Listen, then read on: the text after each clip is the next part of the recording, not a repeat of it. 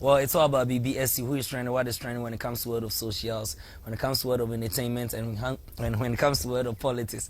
That could be a steady way to over me. Any moment from now, be no, we feed you and that say, na the atia to say, oh, I for 10 times. Ghana honsem and the NCA Fabi near the Babel. So, Mufanche, Jumedi, the bro from Monday to Friday, about 5, there's a 7 pepe, not yapon. Now, it's say, March, it will win see, ye boni tew na chese ye wi ntem dwumadi so doctor apia so yasene sanso na ye Congo ointment eni Sokoto balm eni Wapstar Lodge omunyina eso yasene ana ye dwumadi ebro etimu nhyane nso sa ema ye mpa ne ye kɔ ntentem so esanse ye honorable Jacob Ejay NDC communication team member e wa atwemwan we Biaja South constituency o wa ha iti dia tia tese e wa abel fonten time so ye no ana ya fa bi ne ye ba beka we NPP asemum NDC asemum enye se ye wa ha na ye ba betan see the image of any party bia na say any ye can say dignitaries bia na ye ba betan see image but the abano eno na ye ka na the atia to say our abel fonten time so na ya fa bi ana ye no mo ba be share nti mo nhya ne so saman. This program is very very interactive. Semre na ekwa maybe ahwatrofo na tum na wa frɛ na wa kyerɛ wa adwen ye ne die kwan so ebiem number edidi dwuman ene da TV no eso no 05 92136677. I want to send you your ideas, your thoughts concerning stories na discuss ewa. It's both WhatsApp and SMS into mention susama. Yeah, live ewa Multi TV the boss Esana TV. Yes, stream live ewa original gossip TV ewa YouTube. Into ye ho nyina okwa obetimi ahye na wa like na o comment no eno nso ehu hia pa wo de ba ye bekenkan ni nyina e de ama. Ti emre no ekɔ ye ntime ye nkoso ntem na menko eye honorable eye Jacob Ejay ho na mema na kwa aba ye mfa nhyehyɛ honorable no akwa aba I hope say bibia boko amiado ye share ya che nyase oketo ya mani obeye ne day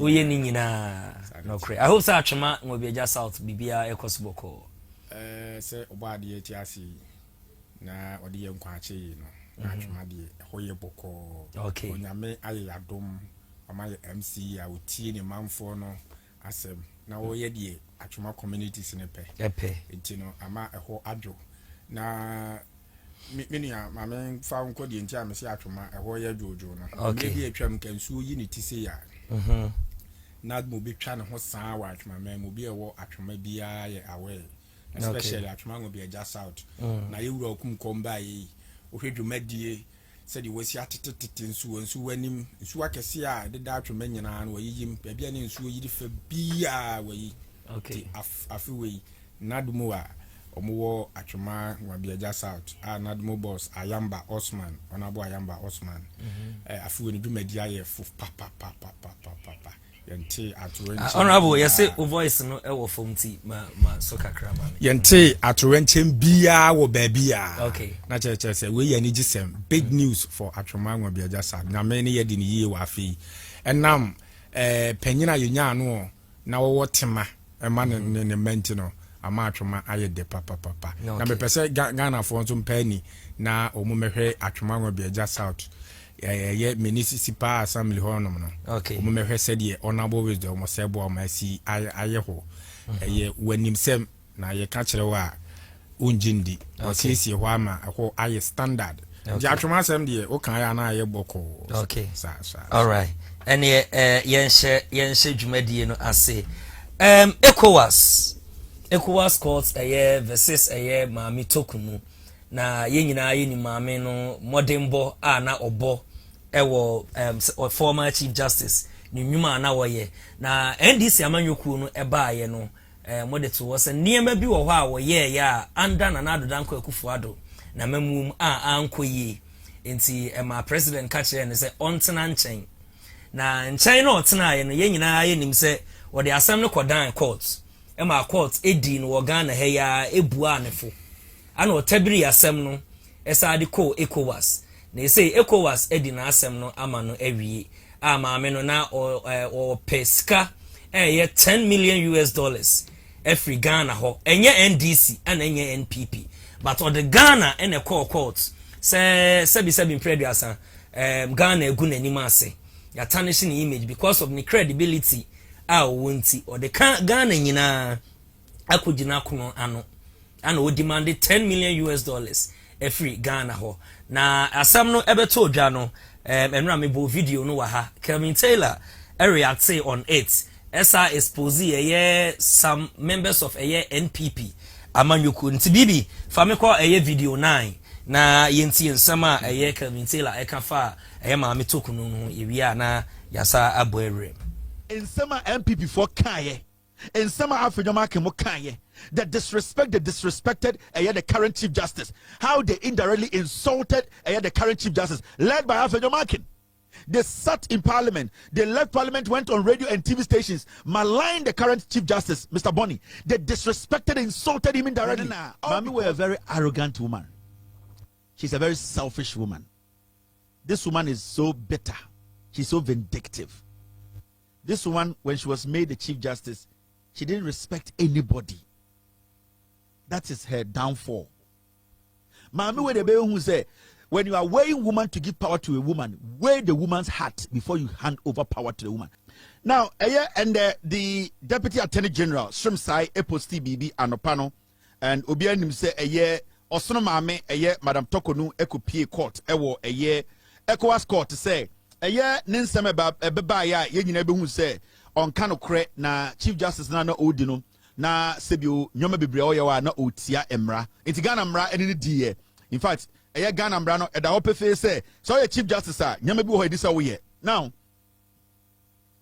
Shrimsai anope a oposti saa die we no nipa bebre busa say na ede na ekoso ewo Madam Tokonu Osono Maame case no so na sisia no de na ekọ now say wo hwe de Shrimsai posted, I said the ECOWAS Community Court has a while ago dismissed all of the 7 claims which the former Chief Justice, her ladyship, Justice Gertrude Tokonu, aka Osumame, brought against our beloved republic.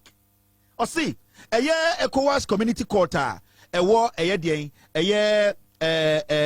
was a diano atnasing. Na Mame a friend Osono Mame Tokonu na oye Chief Justice of Ghana or the assembly command court no or the command court no say sebio or di asem no etiaye na or the Ghana court international side enso ebo amane say ende in some poly enson in some poly enson amame no ediko di ECOWAS court no ende court no atenase na sa asem nyina or the court ediko tia Ghana sa Ghana yemra na yembeyi ye den ya no. Now, in respect of her ladyship's claim for $10 million or $10 million damages, the court held that in light of the court's conclusion that Ghana has not violated any of the applicant's rights under the African Charter as alleged, the court makes no decision on reparation. End of quote. Thanks again to our team of illustrious state attorneys who put in hours and hours of research to support the Republic's defense. Into the Deputy Attorney General and the Obetrobi Ewo the Facebook actually say, Madam Tokonu or the Ghana ECOWAS court to say, Sebio in Sembeye poly in song Ninina say or say Ghana Sebio the fan with ye the rights ya tietia so ye gun wufi or the Kojina court is a court entia sansam sono na onfa enye den emua entia Ghana na nen samon sono de territory no na say court ECOWAS court no enje Ghana for in some $10 million na ebia wo $10 million da $10 million o de ba Ghana schema et say articulate anko 50 ayako hwe sika de gu menhia anko ho a yese otumfo nkoda hotel every say dem no so ebe ko ho sa na $10 million so was say 50 Ghana 50 10 Ghana etie na ma amene say yentam sa sika ni nyina fama no every say o say ye ne Ghana ye bude nim tia ne fa hudie sebio de ne kebi ma men kebi ne fapem a ode bɔ no ho ban no o say ye ne Ghana ekuro no ye nyina ya ka bom etietia de fa hudie so na nde kopie court no say Osono Mame Madam Tokonu asema ode abesi ECOWAS court for nsaso no omo say omo hwehwe nsem no doso mu etototo maame na no ehwe nsem no edi egige adanse nyina ende ni nyina nkosie no omo say Madam Tokonu nsem o ka no sebi onyansenim na omfa no tufi nko eno na ECOWAS court no ende omo ye den ɔmo ɛka yɛ nti asɛm no nyinaa bɛwie yɛ na ne nyinaa kyerɛ sɛ ɛyɛ madam toko no asɛm ɔde kɔdan ECOWAS court a na ɔka nsɛm ato Ghana so sɛ yɛngye Ghana fo sika $10 million ma no court sɛ ɔboa na adeɛ bi a ɛsii wɔ Ghana no court na yɛfrɛ no ECOWAS court no sɛ ɔmo gye tum na maame nka bibi nkyerɛw na madam toko no ɛyɛ chief justice a Ghana mmara ɛne ne diiɛ a sɛbio ɛyɛ constitution no ɛbɛ faide ne sɛ nyɔma bi a ɔyɛɛyɛ no sɛbio na ɛntwa kwan mu na ɛmfa kwan mu obu mmara bebree so okay enti ensam no ana ɛyɛ Calvin Ekobedu Taylor ɛde yɛwrem na waka nsɛm no nyinaa ɛde ama yɛn na ma menkan headlines bi ɛwɔ ha sei ɔse ECOWAS court dismisses Tokonu's human rights claims against Ghana. Enti enra meka na asa wote ho na o yese yete ha ana ebi a yetanishi the image of our dignitaries wo Ghana ha enye sa enete enra meka say taxpayers money ana ye de chechire wo man no eti sa wote ho na okoto eye ye ka ne say okoto pen ye kura me ya yate tax wo ho okoto cowbell coffee yate tax wo ho okoto sugar yate tax ewo ho de obeto bia ye sika nkete and here is the case that this woman is coming from NPP. I'm not in the support of both NDC and then NPP but asem no de eda ho no ene yeka and this woman as you Ghana which you watching me as wherever that you are we are ordinary Ghanaian maame na siw ye nyina enya NDC enya John Mahama enya NPP nko was seal the whole Ghana say as anim ne ye bia wo ye NDC amanyo no ebaaye omo se de bi yinsem we ya no so antimi yinsem we ya no de a ene yetena se 7 charges ana maame no press against Ghana enya NDC o na enya NPP asem no call high court no odifo ana Alexander Afanyo Markins who is minority leader in parliament ono pa na eben maame ni yi se omonfa asem no enko ECOWAS court na no na okọ ya wadi ncho na kwa na okọ wa anko ne sa akwa o demanded $10 million sa Ghana egu nanim ase which wa wo hwe me no wo ye Ghana ni wo ka ho maame ko honorable Jacob honorable die pa na maame no susu se NDC amanyoku no and His Excellency John Dramani Mahama mode aye no minia edingano mechia watiefo nyina okay na machia mia mempeso asofo ye atwuma ngo beja south adishi nyina okay mechia wo mu na minia meba question so no adwuma edin wo Ghana sisi pa edin se odasani betimi aye eye se obeye MPP communicator okay ukra na wudwane man dene because omunim de omoka okay omuhu kra ai buwa mfa kra nhim ye tene say ye maame no oye Ghana ni a wodi ne dwuma as chief justice no doubt the also Ghana ni bi ya ti ase de tumi hye wo nsem a eno make you superior over others unya tumi kra na tumi no wona ade som ya to abama wo anase didibere be ma wa osom oman no ne maame baaye no ne ye bi a woda na di no ene Ghana ya mamra no ne bo abura okay in the first time in the history of this country obi a preside or parliament okay so no yeah election na or to be okay ye bebo no ye maame se da okay eduru ba bi odi ase asem bi be court bi na ye unanimous decision okay whichever way asem no be si akobia no opa ye ne den na ya bu asem no sese de ye maame no epe no pepepe okay and misconduct bebree wo hono ma ekokọ so within ne service ne mu a amwa oman no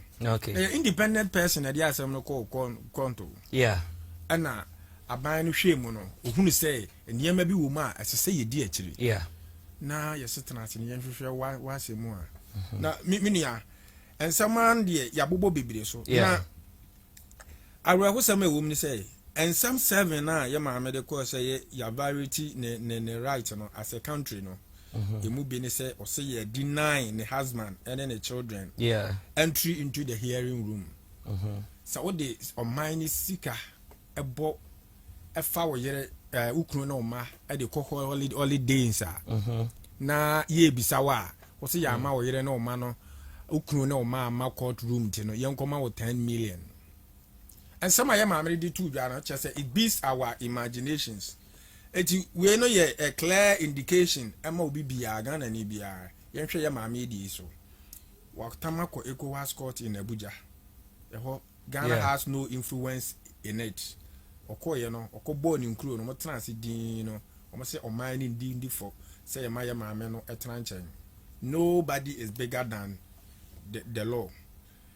Ghana was there before see in yeba nti amra ebo man ho ban no se ubusua se mlane ni wudi pepepepepe enti we ye besere ye nuanom Ghana for se asemi no aba na ye ni gisem de ma oman because he car o twade to oman so 10 million US dollars enye sisi kaketo a menu ya ye ka che ye hye ne dem ha ebeye ma enti ye ni gisem de ma oman na honorable mami enwura mu ewa ha kakra na etiefuo no emu enda ho ene ahwefuo no eye emma omopa o say the ECOWAS Community Court of Justice unanimously dismissed all 7 human rights claims filed by former Chief Justice Gertrude Tokunu against the Republic of Ghana.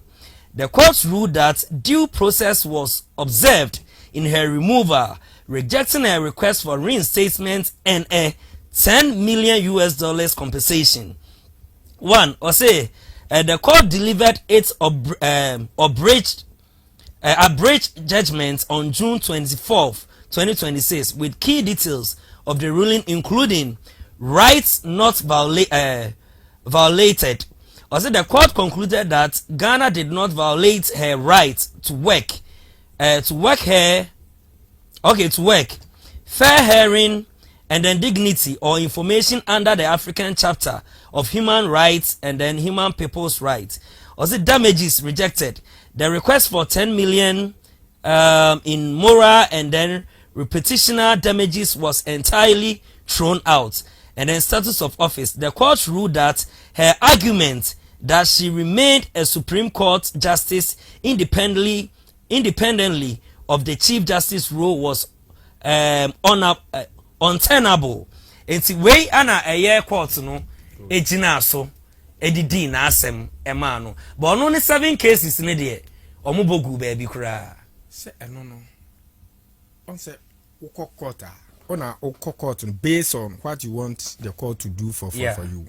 Enti the other court no court ni hwe mu no ana o mabagu ana court na ma the entire court no bogu yere na wakan wachire say oman no ye man fair hearing young variety any human right bia and right bia no ya infringe on her right it in that case no the niema serve nsem serve no de buy ni nyina no court no gituma enye yie it that compensation all pay for moral damage ni ade no ni nyina no court no ato agu.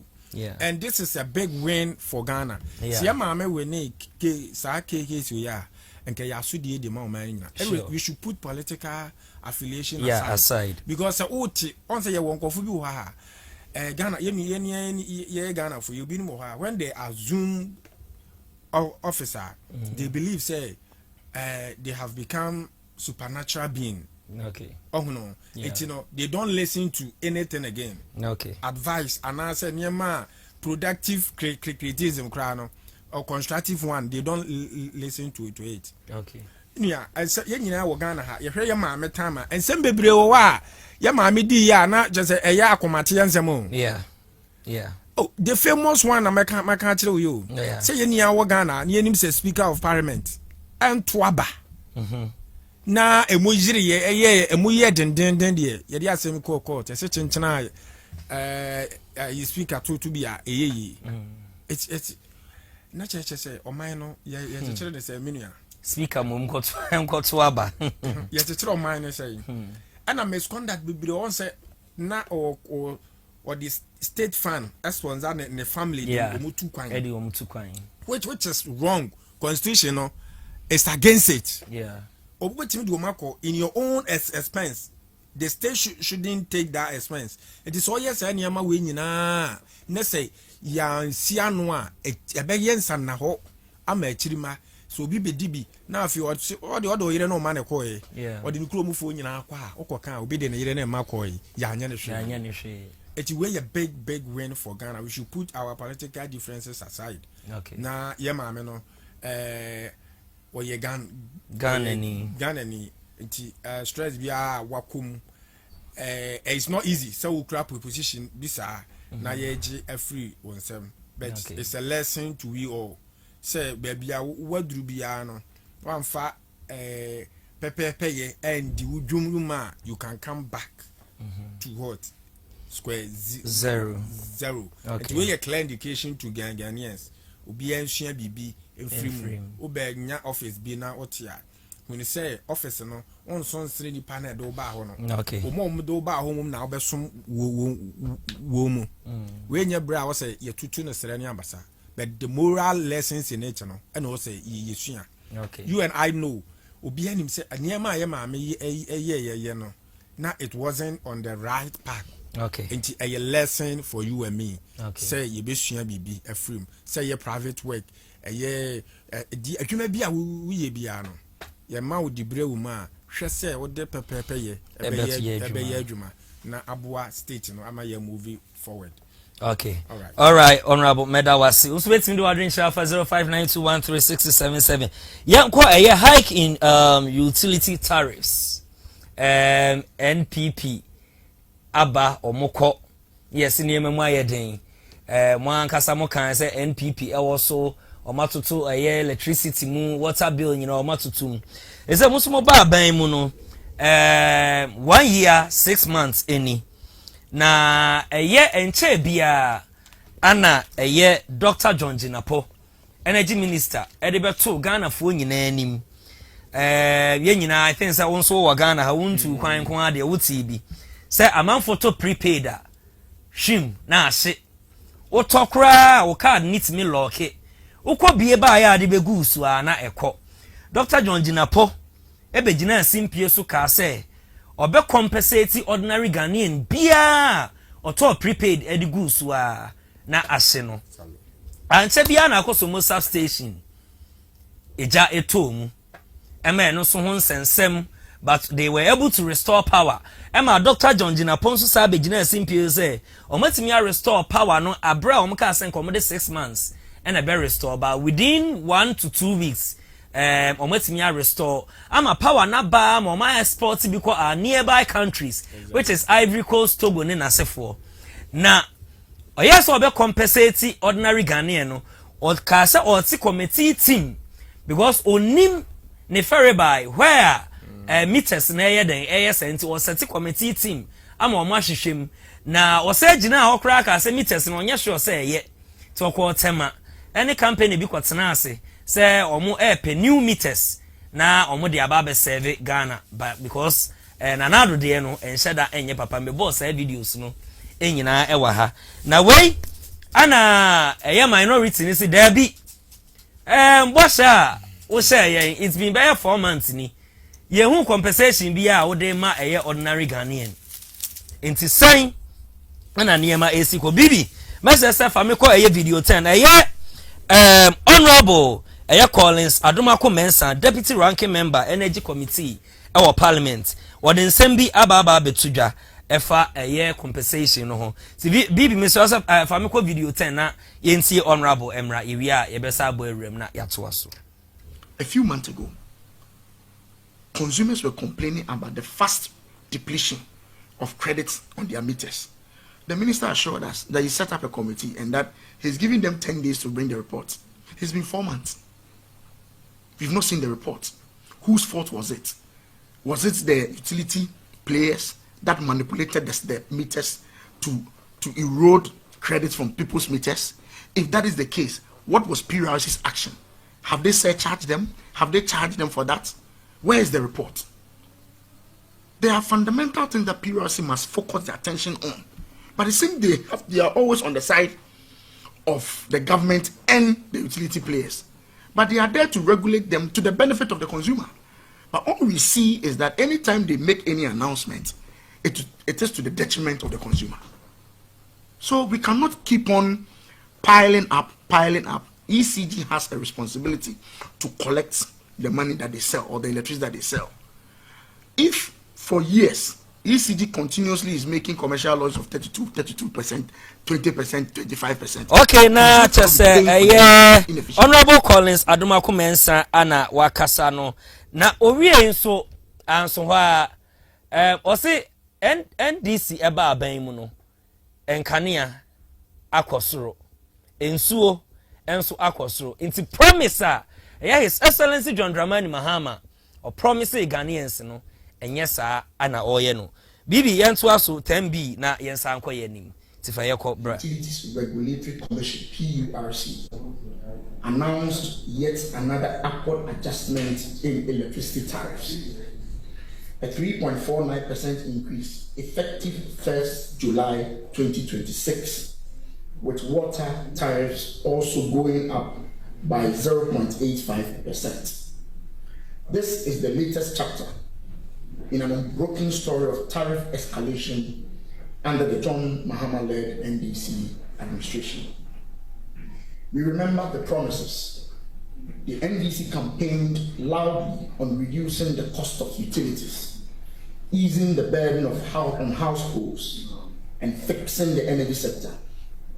18 months into their tenure, Ghanaians are paying 26.82% more for electricity than they were when President Mahama took the oath of office.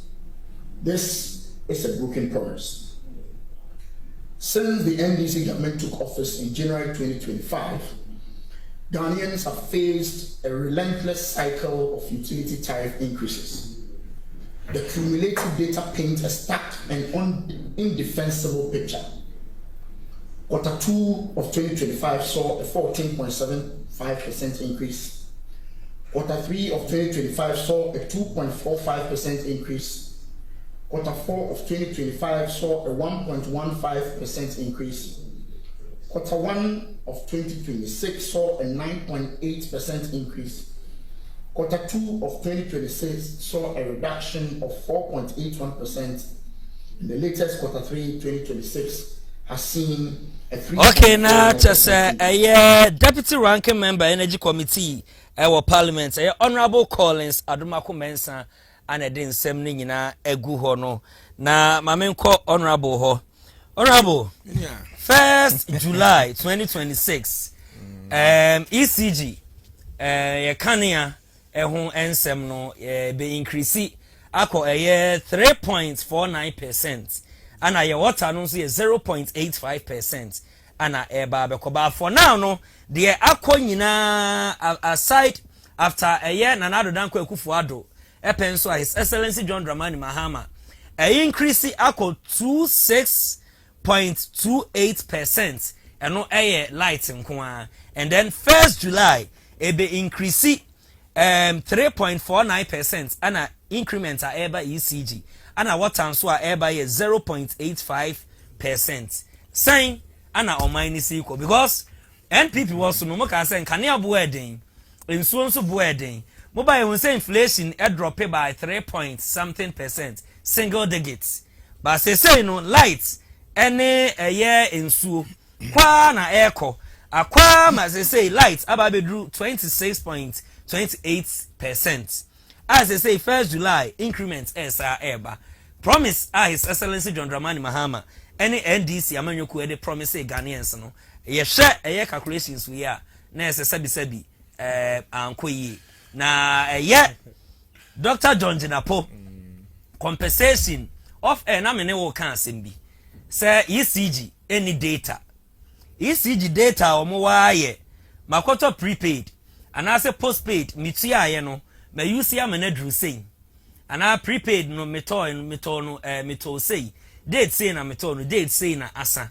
But now I was even thinking say data anka say ECG for enya ne say meto prepaid no me toy ya me di coffee me so me light nko a me so on time say e reduduru hours say and say minutes say na me say adum no me say ba afie bia me so fridge e reduduru say enti eno ananka me sha anka Dr. John Jinapo e de be gina so sa data no de be masa compensation no but the ode be go so ahim na asane de compensation ben it been 4 months compensation bi any wa aba ana say increments enso ana e koso no ti they don't Dramani Mahama any NDC amanyoku boss wa mo de share Ghana no ye hu ni say e fa energy sector ana say high tariffs no as a atwa fanche enia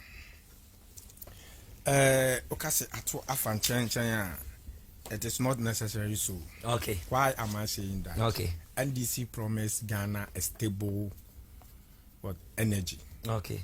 Because we need energy to do everything that so. Okay. Yes, for a system to work, system in here and energy. To buy an energy sector, NDC need the Okay. That is the more reason. Where extensions are cost over my NDC are over 90% of extensions are. Baby, I like to be our woman who are not canning in Aboma, NDC will move 90%. Okay. Now, the attorney say, I dear be an ya near pet, you. Okay. Said a tier for better near Massimo. A drum be. Now, in 2018, a married deal. Say, o memory best several well, MPP by no. A bit take over no. Mama Ghana for you who say, deal na ye koye no. Aye dealer a bebo o mayika. And to move ye renegotiating. Said you must ask ye and foot room to guinea penny.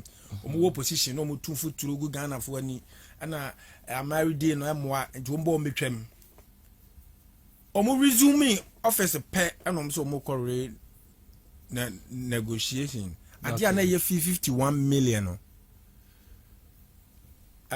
510 million. Omo buy and call 102 billion US dollars. Meaning, adia will say, yeah, no, 510. None board then, or buy look at where it reached. This is a clear indication, say, always, and they want to sabotage a bino any swad ademuno. How he wants Ghana to be, you know, MPP for M penisa. It didn't American select no a stable MIA. Now I was saying to Muba production cost. Yeah, they can now you two doom so say a free or my mu. Now you two say a to die a tomato pipe mu 2 weeks. Okay. Because the OEBA you need energy to do it. And it's an increment in a beba.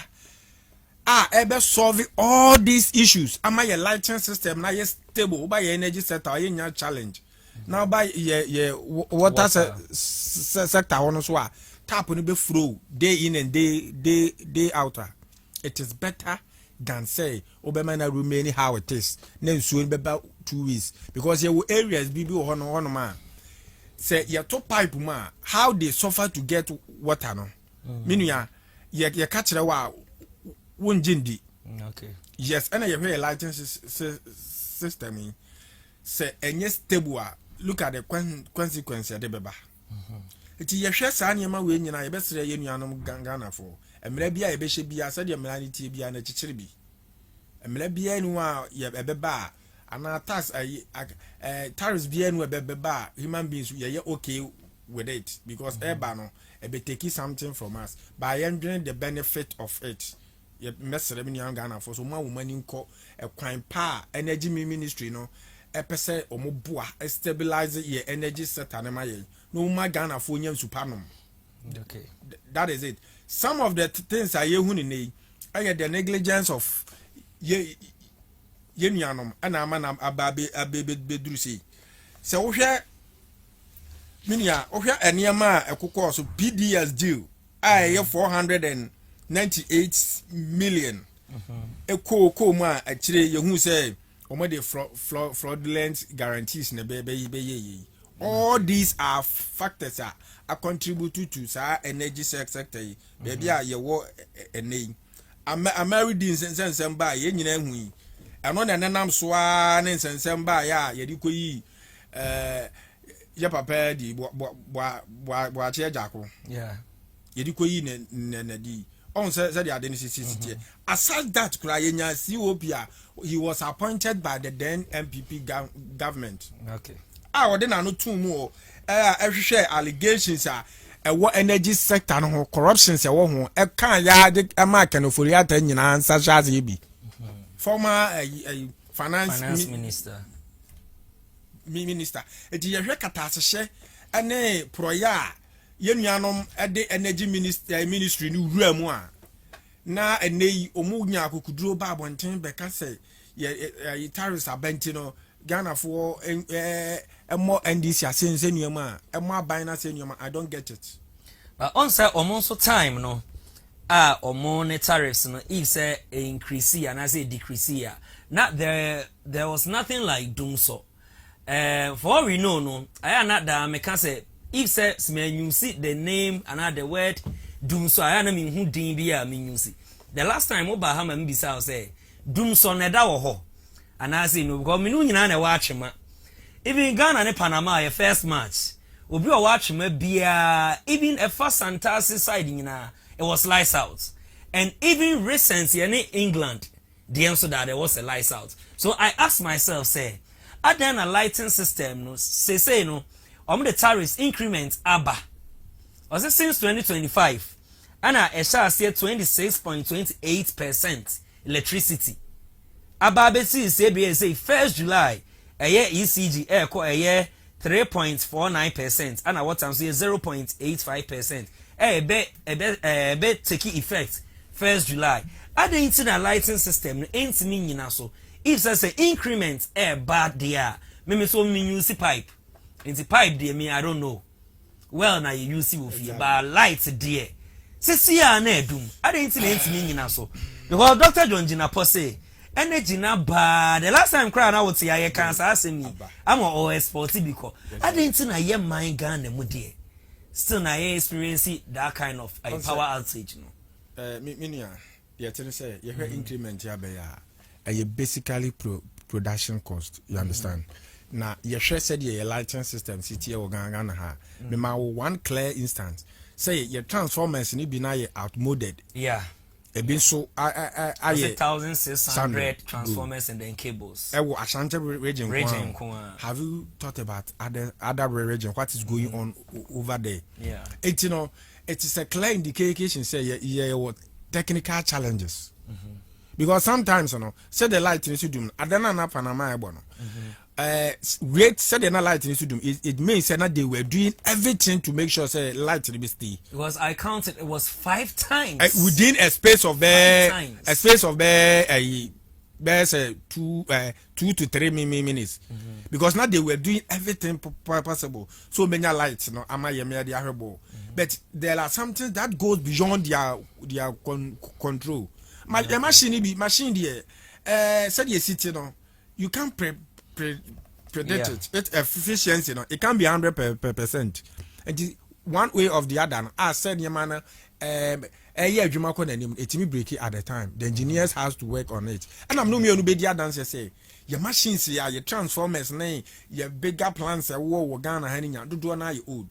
Okay. If we've gotten a listening government, a government that thinks about the public now saying odintu mu kakreba e dia yensi amasa nyema we nyina afiri ho amadum so no ye hu biebiem na onye bosia kese on sign contract ye fraudulent contract onu obi an ko hwehwe ho emeje contract ye be ye we PDS emeje o man sika nkodi na se o de ya o man yi ama light na ye stable a menua mesre Ghana fo nyina say ye ntai empanyimfo achi no mu see energy sector na maye.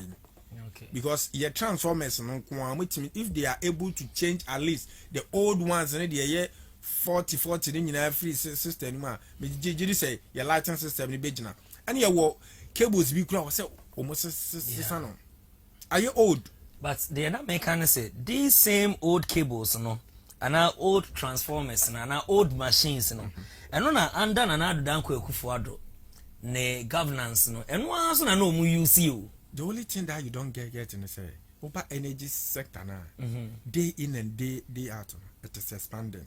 Yeah. Yeah, expanding. Is in kuro. Yes. Good. It's the thing say, for instance, so local area now, if one transformer no matter how the area is expanding, everybody deserves light. It will be a power bebasa transformer. Okay. It is a load no bro so and I to that. It make a touch it. It may affect at the neighboring communities, because they go beyond their strength. They have to cut all of you off. Okay. Now omo ebe face situation e wo no. Almost said they are the city. It my engine say now we hold that. It abedu this time energy sector no me ba na me can one sama me can in a feasible way how we can face the situation on board. Okay. Because we area bi wo me ho no ma community no a hot side na new side bia na e ko obi anzo nya light. Yeah. E je ho abon say transformer na fuse ni bia bro. Okay. Because load ne door so and one thing me can kire ye nuanom Ghana for especially electricians na omo your communities ni mu no. Yeah, no makofuru po no mayi we e dey atu we so na ma load no ye more. Se line ba ko say line ba ko ne bebula what say fuse ne ho ni bulo na e was nka omo be twen ma ye be fese mo no anadwe na no mayi ni nyina kogu the other one so. It is a light ne san ba kukuro after na other one so within 2-3 days na no so call off. Okay. On says that identity. Yeah. After be do baby no light na born in nisa. Okay. Ana these things no eh niam I was think is easy for no e ba bontin no mo educate community no on it. Yeah. Now why be hu say situation no why engage yourself in it bia no ye pe asotwe kakra bi na ye the mouth say be ye be deter others from doing that. A bad habit. And no can be na transformers ni nyina say you. Okay. Obeko obi wo ha I'm not undermining them. E be your professionals. Yeah. Obi won so afi na o sua adwumduma no. No why ye niam na bibi nwonwona wo honom. Di me nua de kan akosi nyina ne say de ye nua na MPP fu ahya ase no e yemfuturo e do mo tugu omanfo nanani. Pese omu hu say entumo na e ba na mfamfa so obi ama. Na I'm assuring Ghanaians say ntumu na eba no e ya ade a ebeboa atu ye challenge ya ye wono energy ene ye water system ni nyina se hwe ye hwe rate at which ye nuanom anase Ghana fo suban ankasa ama ye nsuo ase ya ekwan ye befa so ama nsuo na be ye clean ama ye nuanom Ghana fo anyanom no it has to pass through a lot of processes. Yeah. Die be sere say ntumu no aba no Ghana fo nyina ye ntum na yemwa o man ye wiom ntina aba anti ye be sere say yemfa akoma pa ne yemfa ntai aban na nachi no onye ntoto ya ebeboa me wu emienu. There is a clear indication say Ghana is in the right hands. Okay. We are heading and I say we are in the right direction. Okay. Your share said ye and ye may say stable or may more. Na ka your lighting system no na your watch challenge said you can be Panama born I was watching it. Okay. But I'm assuring you said ye energy minister the able to ye name said light na abroso no ababroso yes sporty bi edge income edeba na de ewu ama ye face challenges here ye niema na aye outmoded. Okay. And if these charges come out within 2 months to 3 months no me jiri say sa niema we nyina to betwa. Okay. To betwa yen tibim. Okay. Na ebiem so ye hweka ye nuanom abono wo energy sector ho ato ho no ma aban eba ye na hwe senia osi manage energy sector na it is a clear indication say ade no ye ade a eda na koma so. Okay. Say opese oyi Ghana o man ni nyina free sa crisis na yakum for so many years no. Okay. Oman no yeti ye ho e free ase. I'm assuring Ghanaians that we should accept this in good faith. Okay. Na yemwa ye nia ye ho ban ai bra na ye jeta tax no e de abo. Okay. Na minia ade ba ku bi ya na ye mareho.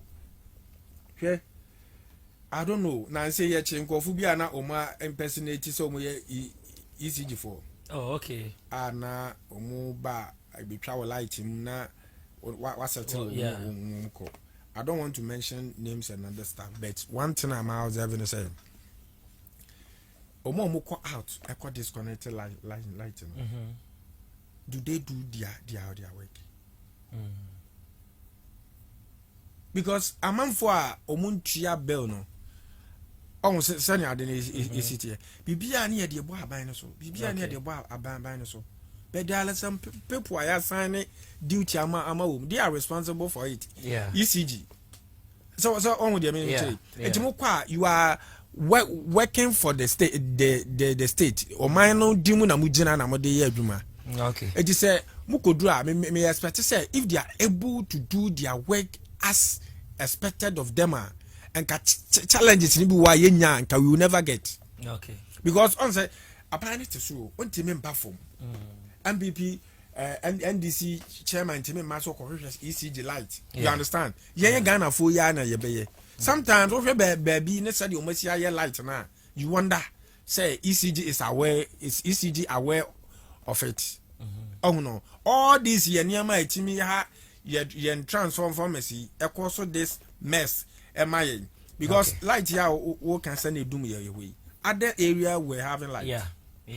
We locality during that time ebia sa connection na man for year na obia was obia saw the machine that day no on said that day no, everybody wants to watch the match.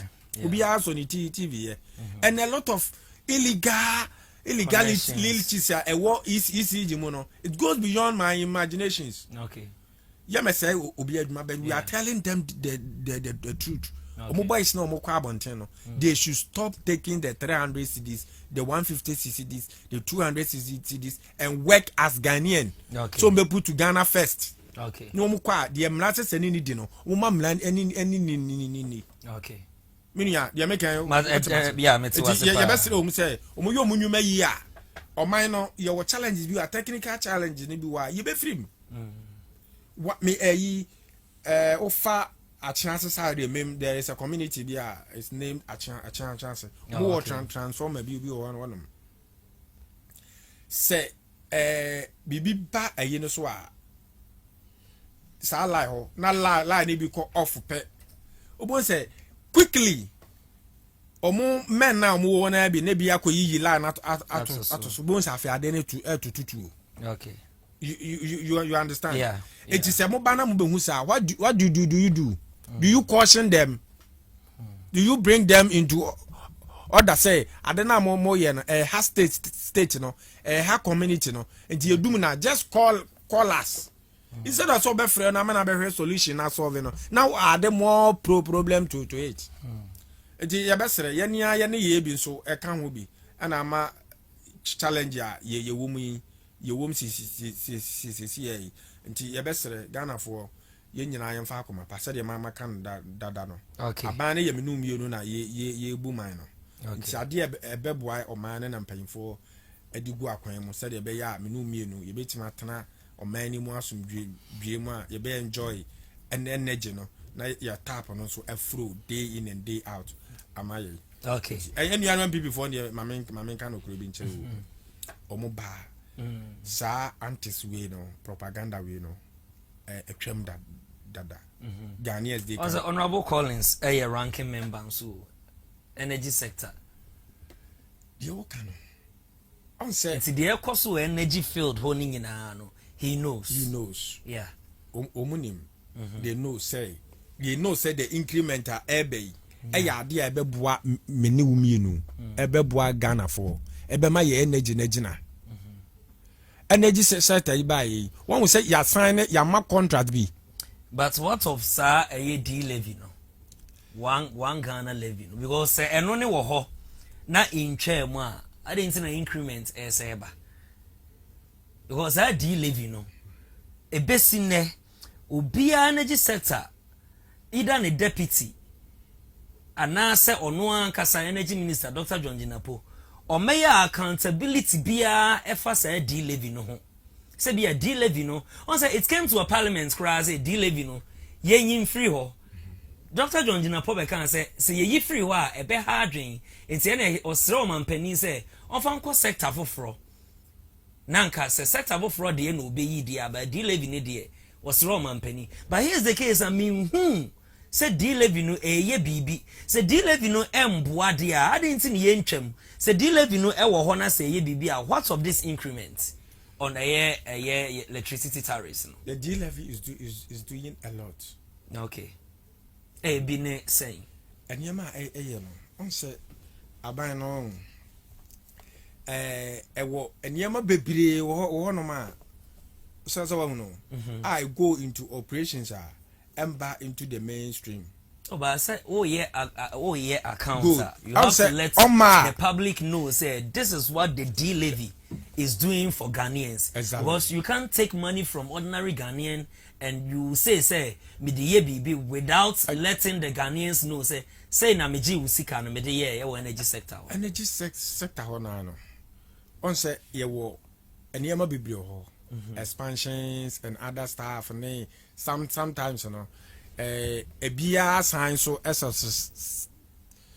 a be serve as subsidy. You understand? In case of say was senka a costra a bit maybe can cut down things for us. You make what until say on said there is a ministry. You understand?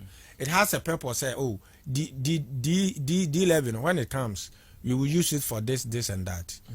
When the minister comes out, no specifies. Oh, we use it for this and that. But did he say? And near my said minority are raising concern. That is what Ghanaians are looking for. Within a triangle of an island, or best specify. And near more or the ayena actually state, you know, because. And as of now, because it's been 1 year 6 months. D levy. Yen dear NDC amanyoku no. Edi D levy ni eye. And now there is an increment, which is going to start 1st July. So ebeya anka energy minister. Omra pontin me kantre Ghana for say. D levy no say ni de aye. And I see a good day, but because enye enough nti any the increment of a tariffs no seba because enya because ye dear day yes to subsidize and one make us say on say ye energy sector no so no fan say Ghana say ye export ye most of ye energy no meaning American so a cost in SS or a drama so do we have a fund that you bet me ya so you once in Accra or if na saying Ukraine and American war Iran how fuel was rising you understand is it a way of subsidizing it a be moderate for Ghanaians ana meaning so what all these things no enema now it was meant for see a D level no ebeye good it's na medical catch say sa enema na ewom say aban ye so de beye nyina no the energy ministry or the minister will come out and tell Ghanaians say I use this, we got this amount. As of now I don't know the amount, so I cannot tell so this and that. You understand? Yeah. But I'm assuring you, say everything that was collected from the D level was pumped into the energy department to make sure say Ghana you better enjoy your energy to the fullest. Okay. You better Ghana for say they should all cooperate. Na omo and so support na niema enkoyi. Na enuanom de say de hu omo ani futuru to onko a. Oh okay. Mahu we bi wa ha. Or say the D levy initially scheduled to roll out today, 16th June, has been suspended indefinitely by the Ghanaian government.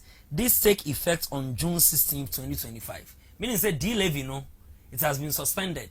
Long time on.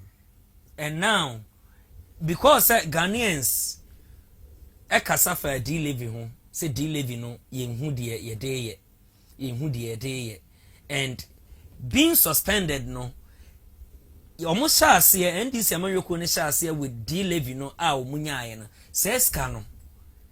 Efa hina den de ye Ghana for two gu so it has been suspended since June 2025. Let me just say. There is a deal now meboa o. Yes, I'm a boy. Yes, I'm a boy. Everything has a purpose. Senka yeji tuma. So no. And that should be also no emergency staff. Yeah. Yeah, it's not adia nebe permanent.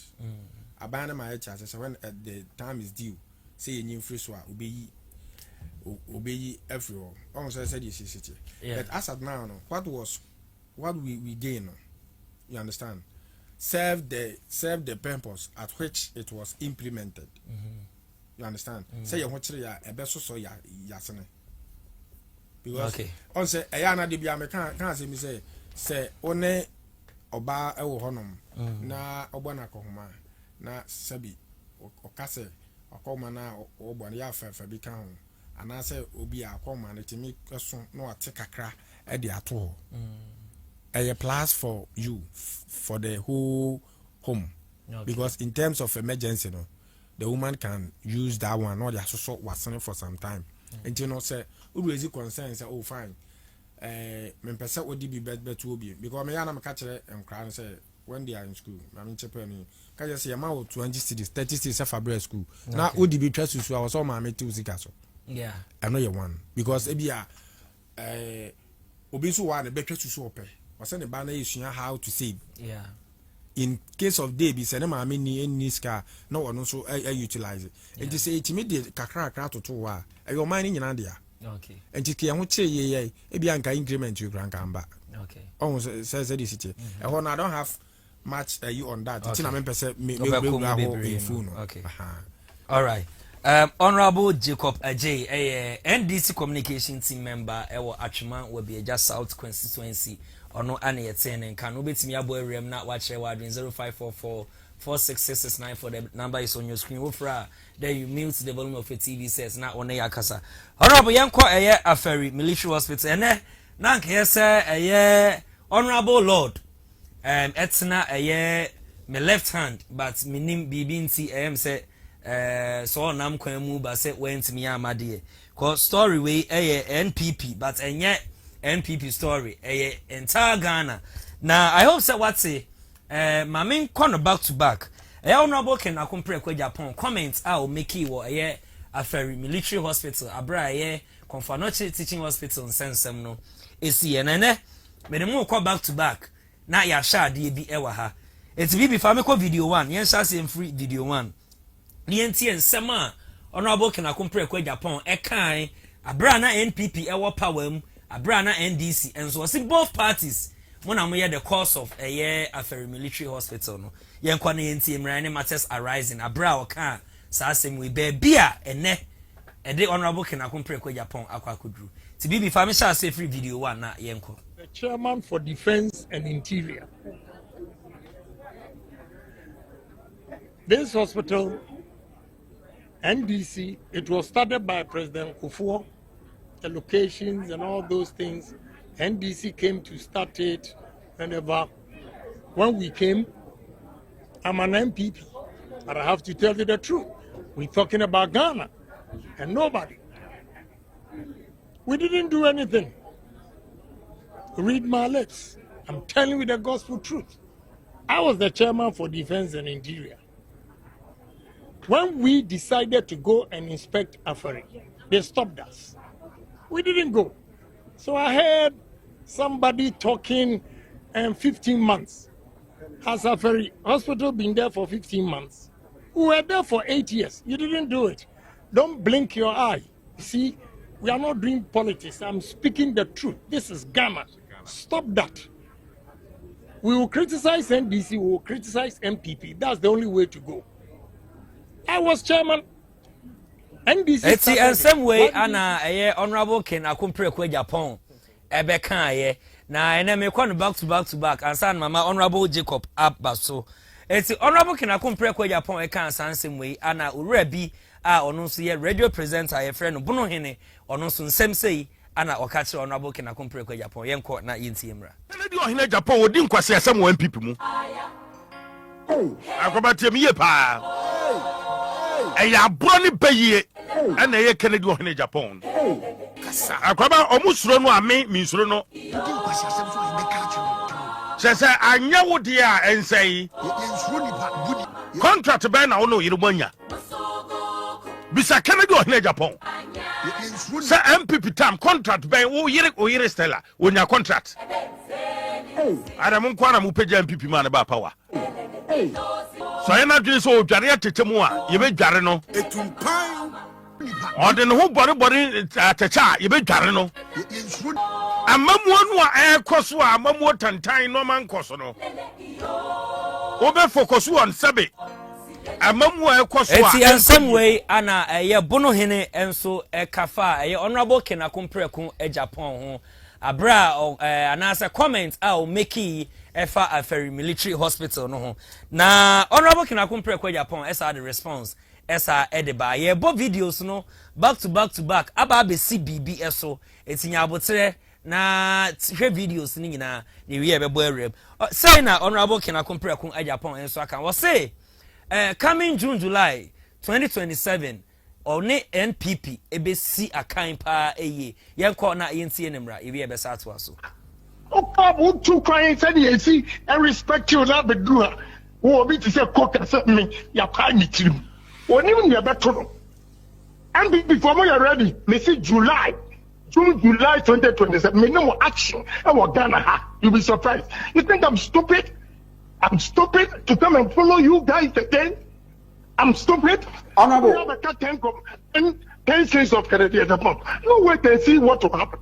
Miss Romo, me catch Romo, Miss Romo cabinet. No wait and see. I've given you the time. Say June 2027. You see action in this country. Ma yana wase honorable. It's in some way Anna Honorable Ken Akumpre Japan esa bekan na wakawie na Calvin Ekobedu Taylor ono nso react on it yenko na yentie nimra na yewia ebeba besi baabi ana meka na yenko na yentie Calvin enso mra June and July one go die coach Juno one person go Juno baku usro MP Piegu June July Kennedy Japan say 2027 June July and then ye nyina birthday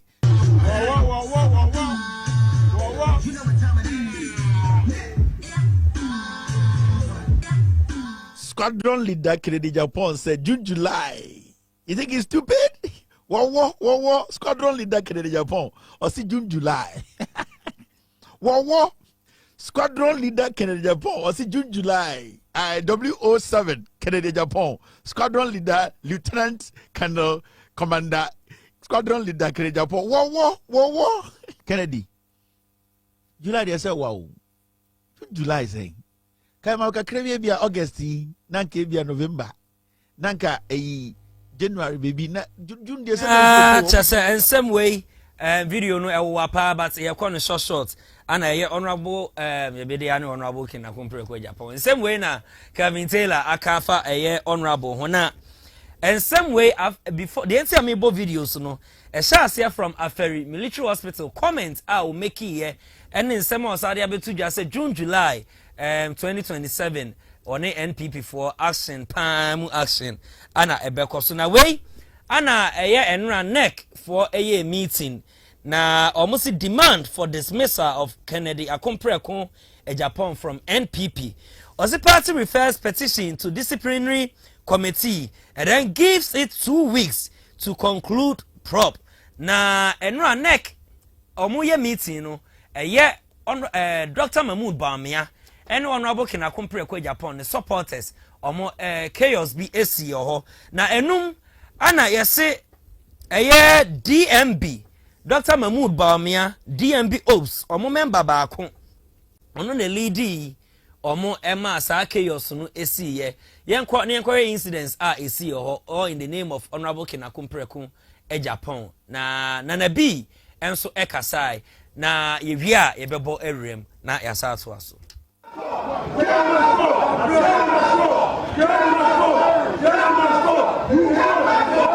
A small group of party supporters gathered outside the auditorium where the rank and file of the NPP had assembled to deliberate on petitions seeking disciplinary action against Kennedy Ohene Japong. One of the protesters was Issa Tofik. This party can do without Kennedy Japong. We don't even understand what is so special about Kennedy Japong. The neck don't want to tell the truth. The same this neck kick Kobina and Afoku. Why they cannot kick Kennedy? He have to go. Because he have to go. He have to go. He have to go. So he have to go and leave this party because what he's saying is killing this party. In recent weeks, Kennedy Japong has launched a series of sharp attacks on sections of the NPP leadership, at times warning that he could expose the party. Those comments have triggered several petitions from party members, including some members of parliament. The party's National Executive Committee and National Council spent more than 5 hours behind closed doors discussing the matter and determining the way forward. National organizer Henry Nanabuachi says the petitions came from both members of parliament and party members. Oh yes, we had petitions from some individuals, party people, and then also even some members of parliament. So constitutionally and procedurally, National Executive Committee and National Council referred the matter to the Discipline Committee, which is chaired by Honorable Mohata, former Roads Minister. He disclosed that the NEC and National Council have referred the petitions to the party's disciplinary committee. The most important thing is that the report from the Discipline Committee will be a subject matter for NEC and the National Council to consider afterwards. And that is where we can really speak to it.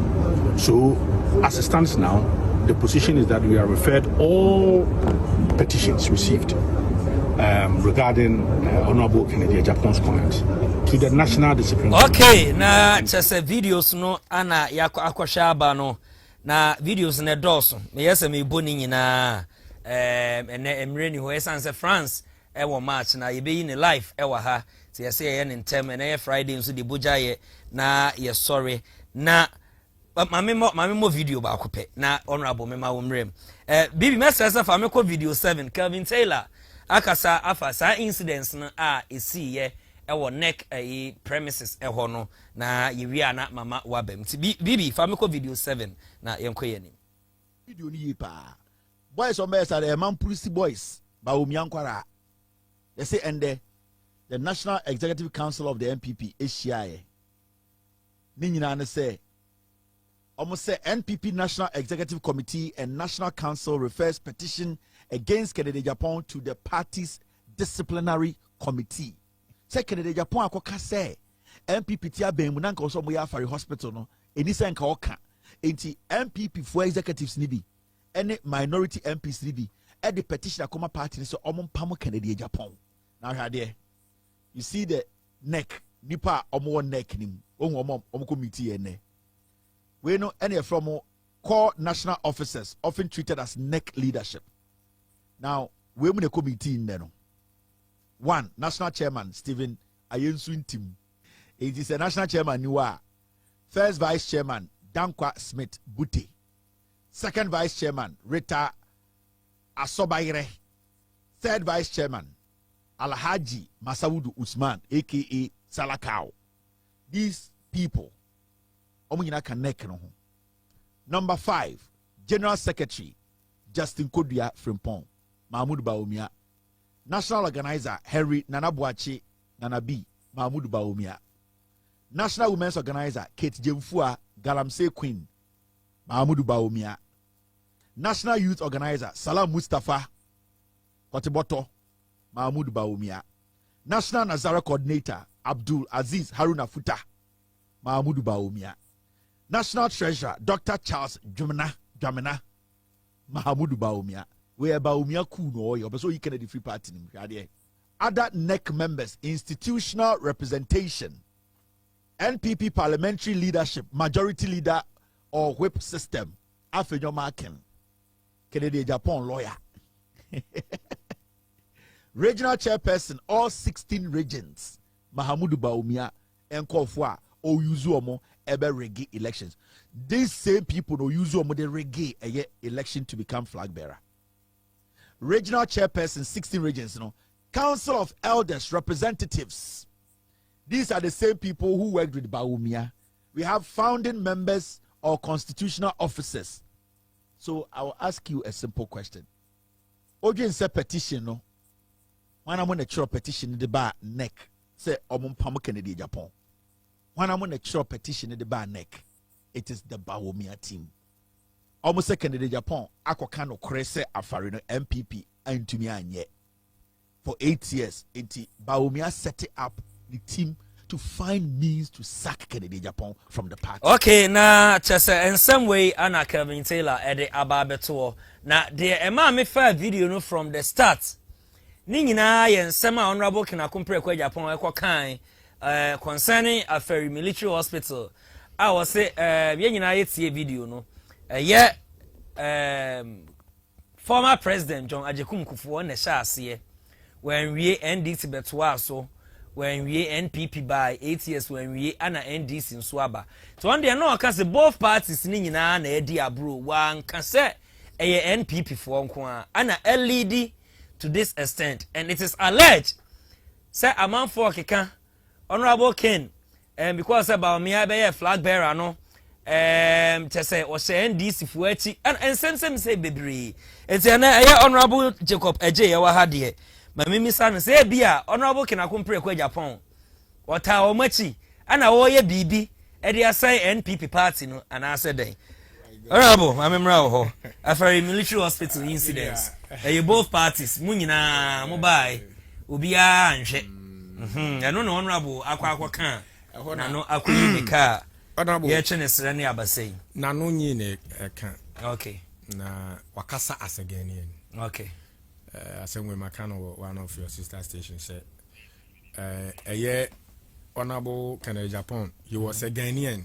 okay and sana or join the MPP kana haya mamra ne kire say even class or join no 18 years unya 18 years na no kuma your constitution no unya 18 na woto aba okay and I mean who will be over 14 years or join any of the political parties okay you need bibisa yeah and he was born Ghanaian or ye Ghana need dada and sana amana kwenya amana be MPP ni ti say assembly ba ne first state no ho or right to say or can as a Ghanaian oh say ni city ana na I mean say you know MPP 4% ko can say MPP ni okay but or ye Ghana ni besides say or ye MPP ni no mama pa no or ye Ghana ni this year preko pa o man no ye a e ka no okay yes nkwan ye da ni ura sabi no Ghana ye da ye ura Kennedy Japan o besa bia no after the military hospital and near ma e wo honom no how the facility is being the hospital is being designed no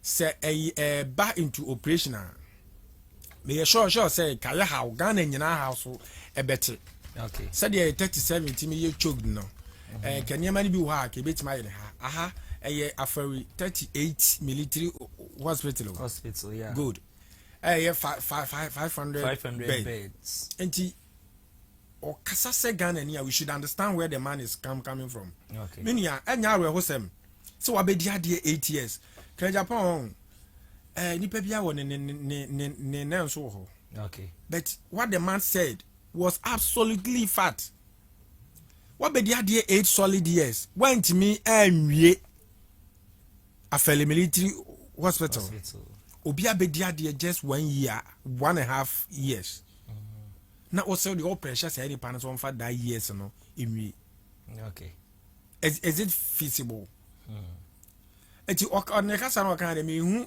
many mistake be or ye no na nipa ankasa na eje na no aye den esi boni hwe oka asesem bi ya na de bi ambese tie fu onya clear ebele ben ye didi tell me say ya hye dwuma obi a hye dwuma de bi ase okay se bra ye cut sword yeah where your public information you can go to anywhere and search for it 2014 around March 20th or May 20th mu ba ko and I you John Dramani Mahama dia so be ball for me shafe de dwuma na se that was 2014 no dia so be ball me shafe eti ya ne nua no mo kan say ye ne shaase mo sha mo my date o mo dia so ball for you understand yeah we all understand say government is continuous if you have an idea no say o pese o implement way o pese we way fine eti na ye wo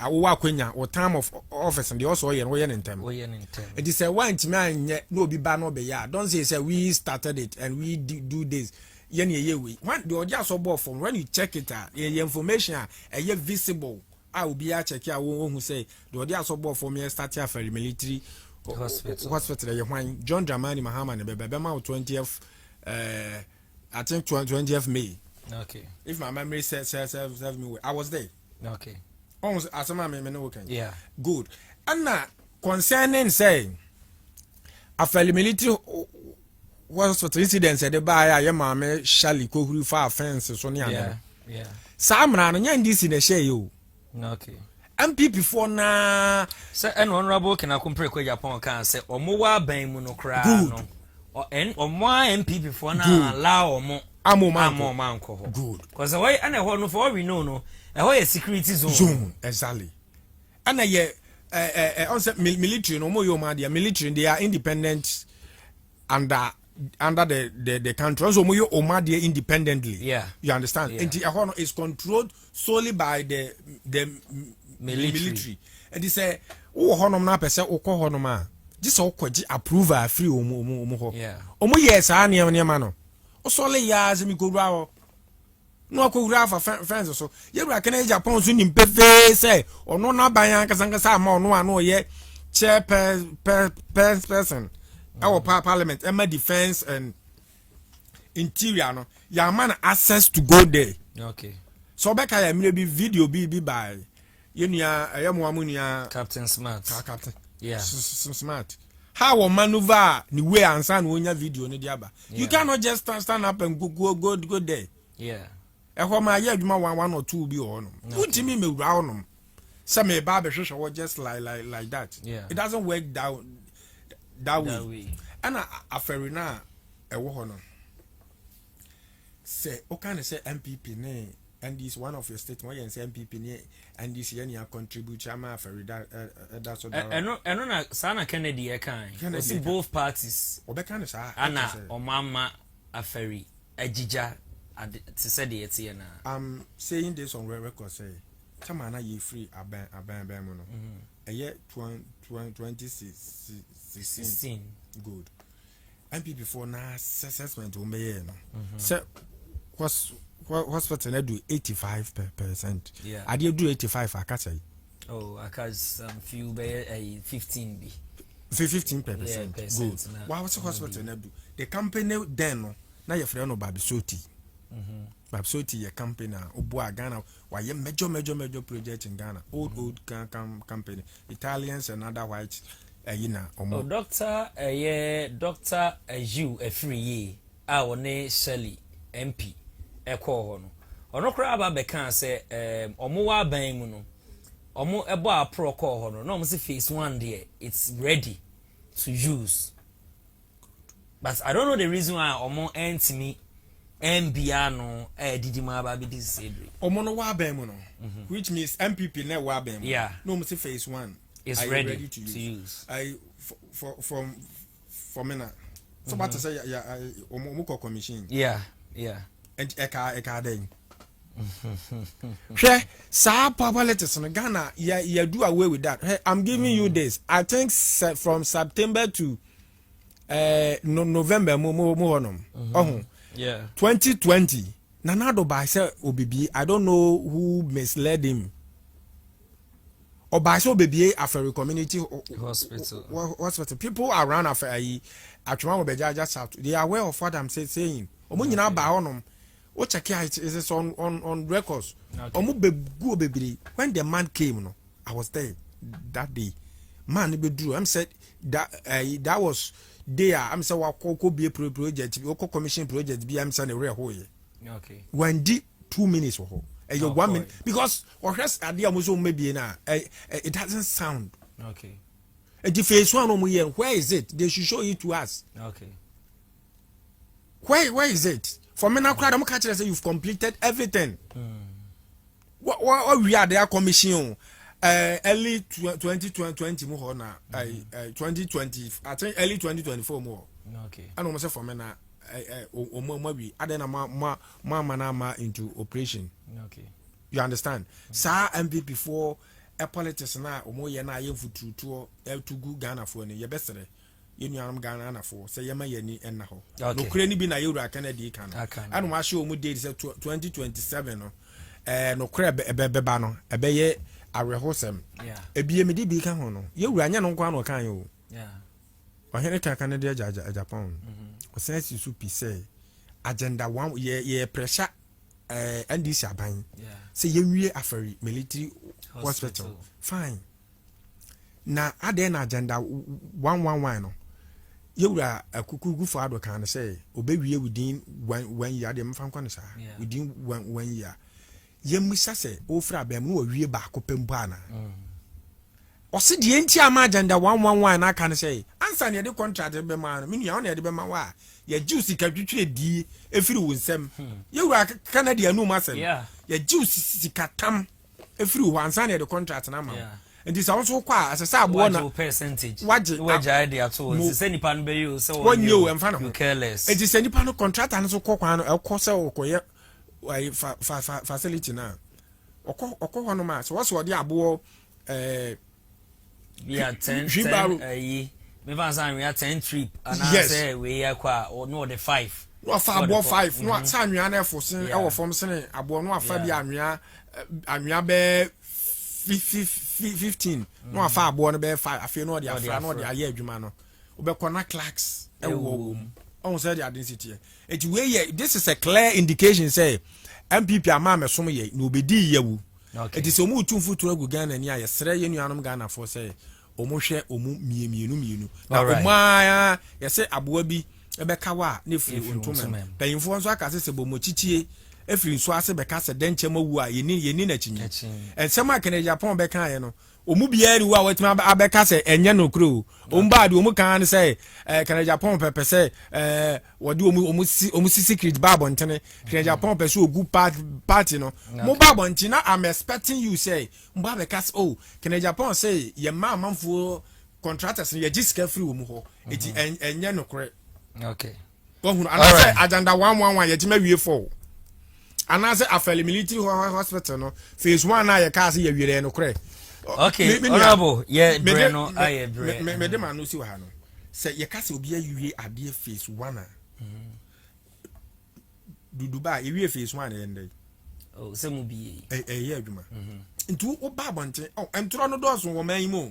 Okay, and before to much and it's too much. All right, so I say what we a face. It means say, was so be now, Mamfonia. Access to sound seminal may catch you sujan say a yentro and then nada sama ye nuanu MPP for a to go Ghana for any say omuye bibi wa afel military hospital okay umanya hwe wo but honorable na chia that will find out west na yen sorry ebre na ye brevi because ye France e bebo tough match France no dey a bebo no and I predict it oh anya prediction na dey be so omo ye no mo okay omo ho I know you mo Omajuma. Yedi answer bebania. The attorney say France is the heart of because the African Union able. nti France no World Cup no imagine you know some yenso Africans ye hwa your percentage wo mu kura so sene wo mu nti wo ya na ye sympathize with them because over blacks ne wo mu na they represent us Africa. nti wo mu ginam na hu say black man be ashigua at least your blood your blood is working over there nti ya na I support them because me dey bia me come me wo manamfo bia me ndi nkomo me ya me say adie bia France national team na ageno say 100% ya we the Africans will be 80%. na me shira Okay. It me dey me kasa ba we no me dey nchie mo den pa ebe ma the only chairman in Ashanti region eye chairman na akwasi we ni free wa chairman bi eni wo chairman bi aka bi adwane tiako no nko a na ma chia eye regional minister amo akwahene Dr. Frank amo akwahene eki akura nyame na me dey nchie mo den so ama eye honorable wisdom osebo ama his meriter atwema ngwa bi aja south agenkwa wa manka abo bi achi yare na machia eye chamabu NDC chama vice chama also obeba ha also obeba ha na ye youth organizer so ye frɛ no mazi me frɛ kro mfa mazi na wotedin bebrebe onu kro ya ye frɛ no mazi muzubrutu onu kro ya ye frɛ no mazi tomponze onu kro ya ye sa frɛ no mazi obozogigim wow na wotedin do me frɛ na ka tell me frɛ na also obeba eso me frɛ mazi aya twene bra betwena ba na odofo bi nsusu wotie o ye frɛ no bo Fidelis. Okay. O watchman me mo fili ubuta. Okay. What's the so ba me kan tell say o tie o kwan akwani ase nyina so. No fili upa. Mate. O ba na be ma. O ye be ma. Hey. Also obi be pe obi ase ya na edi bi so. Yeah. Obi kasa say obi city organizing in say looks and others it go beyond say what we can see. We were on Nantia Keke, Ukiki Gram will be for us. Kia Baba. All right, Honorable Jacob J, NDC Communication Team member, or no, and a name and chicken and Komono. Na Yebedo Bibiara or J Bre Edisha, as Yene, Yens me and we 7. Esan say, March, Ewoho, it's a fan.